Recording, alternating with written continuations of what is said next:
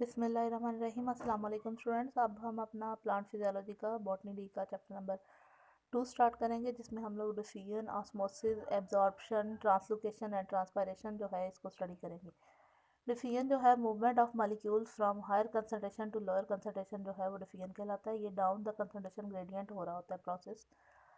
Spontaneous process है, खुद ब खुद हो रहा होता है, तब तक चलता रहता है जब तक कि डायनामिक इक्विलिब्रियम नहीं आ जाता। एक स्लो प्रोसेस है ये। एग्जांपल्स जो है हम डिफिजन की पढ़ लेते हैं। एग्जांपल्स में ऑक्सीजन जो है वो हमें पता है रेस्पिरेशन के दौरान एक पौधा जो है, पत्ता जो है, लीफ, वो ऑक्सीजन यूटिलाइज करता है और कार्बन डाइऑक्साइड रिलीज करता है।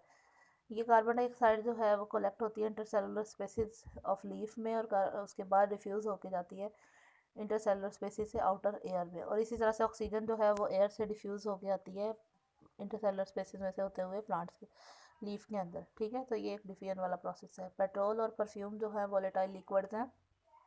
कैम्फर और नेफ्थलीन जो है ये भी वोलेटाइल सॉलिड्स हैं। तो ये उसी सेम वे में डिफ्यूज़ होते हैं। इनकी अडर शुरू में एक साइड पे होगी। अगर कमरे की एक साइड पे परफ्यूम हम स्प्रे अगर करें तो ऐसा ऐसा पूरे कमरे में उसकी स्मेल जो है वो इक्वली फील होगी। ठीक है। क्रिस्टल्स ऑफ कॉपर सल्फेट को जब एक बीकर में रखा जाता है तो उसमें ये डिफ्यूज़ होनी शुरू होती हैं आहिस्ता आहिस्ता। ठीक है, आहिस्ता आहिस्ता उसमें घुलना शुरू होती हैं, डिफ्यूज़ होती हैं आहिस्ता आहिस्ता, फिर पूरे के पूरे वो जो है वाटर उसमें इक्वली स्प्रेड हो जाती हैं ये क्रिस्टल्स। अच्छा, अब फैक्टर्स हम पढ़ लेते हैं डिफिजन पे कौन कौन से फैक्टर्स असरअंदाज होते हैं। सबसे पहला जो फैक्टर है केमिकल पोटेंशियल कहा जाता है। केमिकल पोटेंशियल क्या होता है? हमें पता है कि जो मैटर है वो 3 स्टेट में एग्जिस्ट करती है, सॉलिड, लिक्विड और गैस में। द मालिक्यूल्स, और मालिक्यूल्स जो होते हैं उनके पास काइनेटिक एनर्जी होती है। तो एक the total kinetic energy of molecules is called chemical potential. Molecules के अंदर जितनी भी टोटल काइनेटिक एनर्जी होगी वो उनका केमिकल पोटेंशियल कहलाता है। तो केमिकल पोटेंशियल जो है, therefore molecules are in constant motion, they collide with each other. Thus, the molecules of substances try to move from the region of higher concentration or higher kinetic energy to the region of lower concentration or lower kinetic energy. तो diffusion जो है वो directly chemical potential पर depend कर रही होती है, यानी जितनी फास्ट या जितनी ज़्यादा काइनेटिक एनर्जी मॉलिक्यूल्स में होगी उतना ही तेज़ डिफिजन का प्रोसेस जो है वो हो रहा होगा। तो केमिकल पोटेंशियल जो है वो डिफिजन के प्रोसेस पे के साथ डायरेक्टली लिंक्ड है। उसके बाद डेंसिटी आ जाती है। Density of diffusion medium effects the rate of diffusion. Diffusion medium की जो डेंसिटी है, मीडियम यानी लाइट है या हैवी है, वो लाजमी तौर पे डिफिजन के प्रोसेस पे इफेक्ट करती है। Diffusion medium produce resistant to diffusing particles. Greater density of the medium greater will be the resistance. यानी डिफिजन मीडियम जो है मॉलिक्यूल की मूवमेंट में रुकावट डालता है। अगर मीडियम की डेंसिटी ज़्यादा होगी तो मॉलिक्यूल की डिफिजन उतनी कम होगी। फॉर एग्ज़ाम्पल, इसकी एग्ज़ाम्पल में दी जाती है जैसा कि शुगर जो है अगर उसको पानी में हल किया जाए तो हॉट वाटर जो है उसमें शुगर ज़्यादा जल्दी डिज़ोल्व हो जाती है कोल्ड वाटर की निस्बत। ठीक है, वाटर मालिक्यूल जो हॉट वाटर है उसमें वाटर मालिक्यूल लाइट होते हैं, यानी उनकी डेंसिटी जो है वो कम होगी, और जो कोल्ड वाटर है उसमें वाटर मालिक्यूल की डेंसिटी जो है वो ज़्यादा होगी। Density of a substance.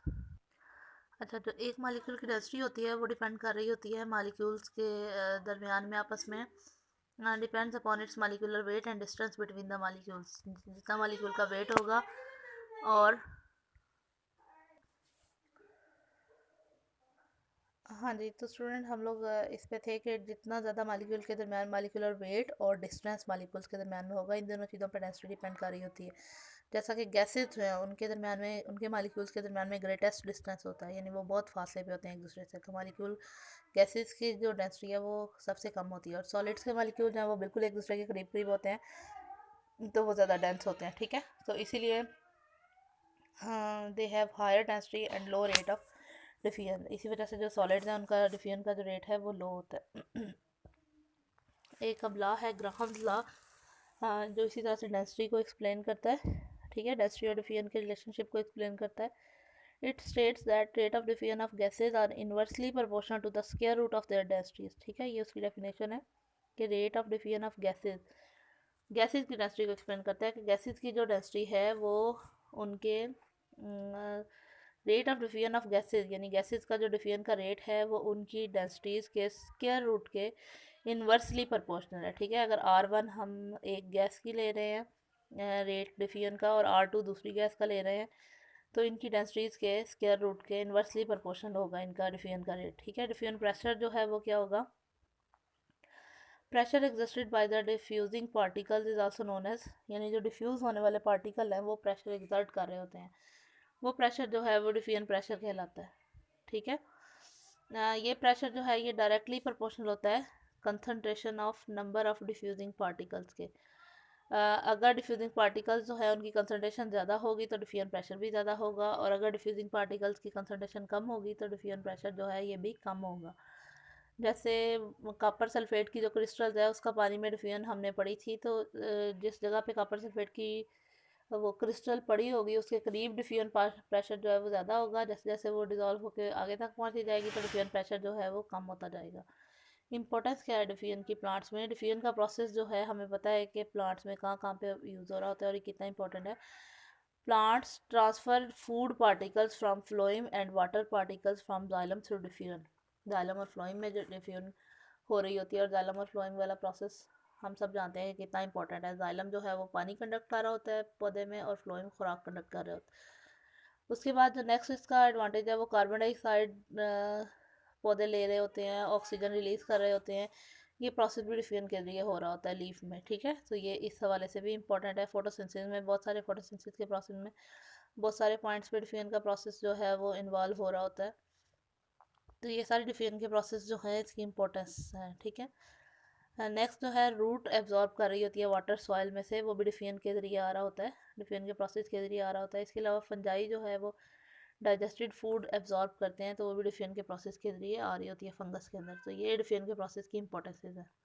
इम्बाइवेशन जो है ये स्पेशल टाइप की डिफ्यूजन है, special type of diffusion in which an imbibent absorb water on its surface without dissolving in it is called imbibition, ठीक है। वो यानी इम्बाइवेंट जो है या वो एब्जॉर्ब कर रहा होता है वाटर को लेकिन खुद डिजॉल्व नहीं हो रहा होता, ठीक है। Water movement along the concentration gradient in imbibition, along the concentration gradient होती है, यानी अब वाटर मूवमेंट अपनी हायर कंसंट्रेशन से लोअर कंसंट्रेशन की तरफ होती है, इसीलिए इम्बाइवेशन का जो प्रोसेस है इसको स्पेशल टाइप की डिफ्यूजन कहा जाता है। इसमें जो है वो क्या हो रहा होता है, इम्बाइवेंट जो है वो hydrophilic surfaces like protein, starch और क्ले होता है।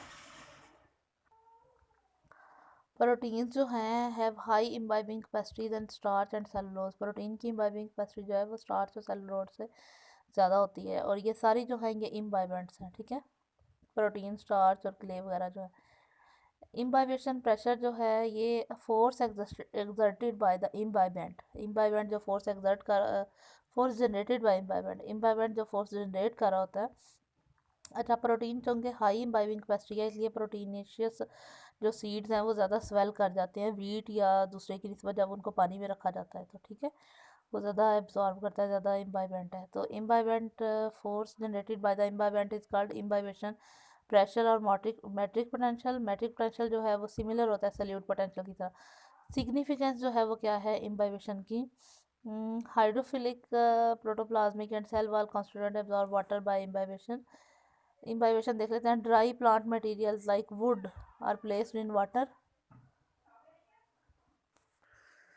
ड्राई प्लांट मटेरियल की हम बात कर रहे थे, इसको जब वाटर में रखा जाता है तो वो एब्जॉर्ब कर लेता है वाटर। इसी तरह से जब ड्राई सीड्स को रखा जाता है वाटर में तो वो भी वाटर एब्जॉर्ब करके स्वेल हो जाते हैं, और जर्मिनेशन के प्रोसेस में इम्बाइबेशन का प्रोसेस हेल्प कर रहा होता है। इसी तरह से जो है वो क्या उसको कहते हैं, इम्बा आप रेनी सीज़न में बरसात के मौसम में जब कभी बारिश वगैरह होती है तो आपने अपने घरों में ऑब्जर्व किया होगा कि दरवाजे या खिड़कियां जो होते हैं वो बंद नहीं होते सही तरह से, यानी उनकी प्रॉपर जो है वो कुंडी वगैरह नहीं लग रही होती, किस वजह से कि इम्बाइबेशन के प्रोसेस के ज़रिए वो वाटर एब्जॉर्ब कर लेते हैं और वो स्वेल हो जाते हैं, ठीक है। वो अपने साइज से थोड़े से बड़े हो जाते हैं जिस वजह से वो प्रॉपरली बंद नहीं हो रहे होते हैं। तो ये सारी जो है इम्बाइबेशन का रोल होता है वाटर की एब्जॉर्प्शन में रूट के ज़रिए। रूट जो वाटर एब्जॉर्ब करती हैं उसकी इनिशियल स्टेजेस में इम्बाइबेशन का ही रोल होता है, ठीक है। तो grafted tissue during grafting of tissue get water through imbibition, तो ये सारे इम्बाइबेशन के प्रोसेस के जरिए ही प्रोसेसेस हो रहे होते हैं स्टूडेंट। यहाँ तक ये हमारा लेक्चर ख़त्म होता है।